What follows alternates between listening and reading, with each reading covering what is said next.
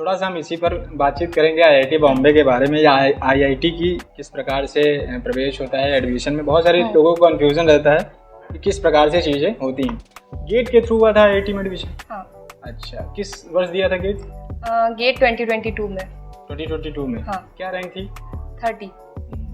तब अच्छा, इसके प्रोसेस की चीज़ें ये हो जाती है ना कि जैसे गेट क्लियर कर लिया आपने, फिर ये होता है ना कि कुछ को समझ में नहीं आता कि हम कहाँ से क्या चीज़ें आगे प्रोसेस करें, या फिर किस उसके आईआईटी में फॉर्म भरे जाएंगे, या किस आईआईटी में स्टैटिस्टिक्स के लिए हम अप्लाई कर सकते हैं। तो ये सब चीज़ें कैसे आप लोग पता करते हो?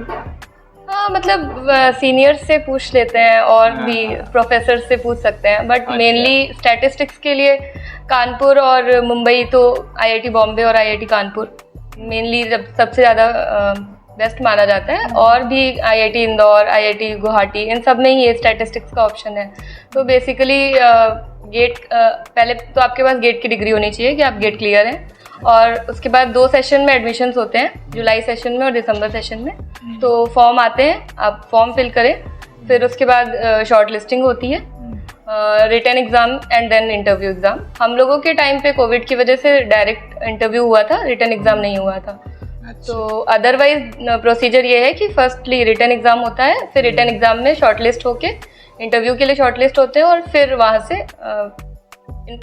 होता है एडमिशन होता है फाइनल। अच्छा, आपका क्या नहीं हुआ था?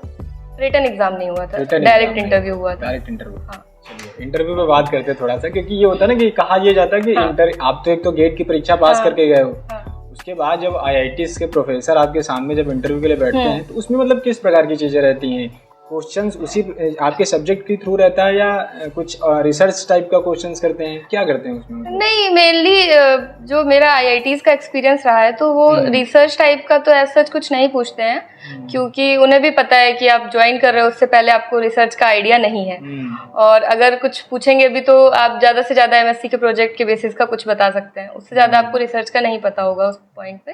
तो इंटरव्यू में बेसिकली कॉन्सेप्चुअली क्वेश्चंस पूछते हैं, जैसे कि अगर आपने गेट प्रिपेयर किया है तो आपको कॉन्सेप्ट्स क्लियरिटी होनी चाहिए, लाइक डेफिनेशन, हर तरह की डेफिनेशंस, कन्वर्जेंस एक्सेट्रा, और फिर इन्फरेंस और टेस्टिंग, इन्फरेंस में टेस्टिंग और जो भी टॉपिक्स होते हैं मेनली, और कुछ डिफरेंट टॉपिक्स भी, लाइक वो प्रोफेसर टू प्रोफेसर डिपेंड करता है कि हाँ कोई लीनियर मॉडल्स का है तो उसने लीनियर मॉडल्स थोड़ा सा पूछ लिया, but basically probability, statistical inference और ये टॉपिक्स मेनली पूछते हैं, क्योंकि यही ज़्यादा मैथमेटिकल ही होता है मेनली।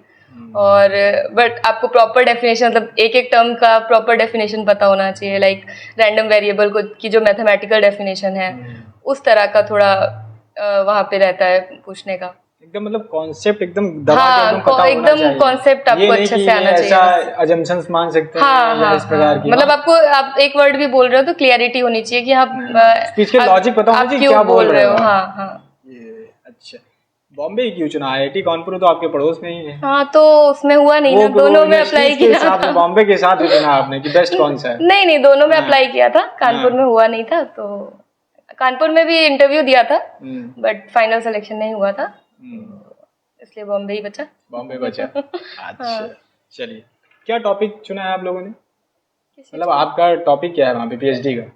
पीएचडी का टॉपिक जैसे आईआईटीज़ में क्या होता है कि पहले तो मतलब बाकियों में तो थोड़ा सा रिसर्च स्टार्ट हो जाती है, बट कानपुर और बॉम्बे में सिस्टम ये है कि पहले आपका क्वालिफायर एग्जाम्स होते हैं और कोर्स वर्क होता है। तो आपका स्टार्ट का 1 से 1.5 साल कोर्स वर्क और क्वालिफायर एग्जाम्स क्लियर करने में ही जाता है। और क्वालिफायर एग्जाम्स ऐसे होते हैं कि 6-6 महीने में 3 अटेम्प्ट्स मिलते हैं आपको, और 2 एग्जाम होते हैं वो आपको क्लियर करने होते हैं। आईआईटी बॉम्बे का बता रही हूँ मैं।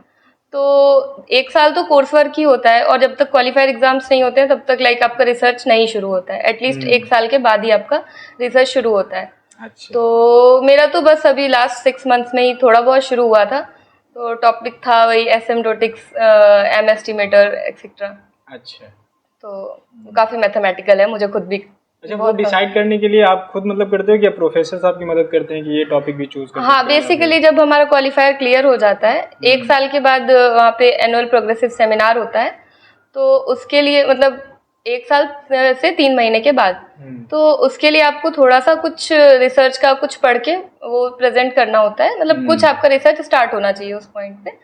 तो उसके लिए मैंने सर से अपने बात की थी, तो उन्होंने मुझे कुछ रिसर्च पेपर सजेस्ट किए और मैंने वही पढ़ के वो एपीएस पहले तो वो निपटाया, और उसके बाद थोड़ा थोड़ा रिसर्च भी स्टार्ट हुआ था और फिर ये सब हो गया।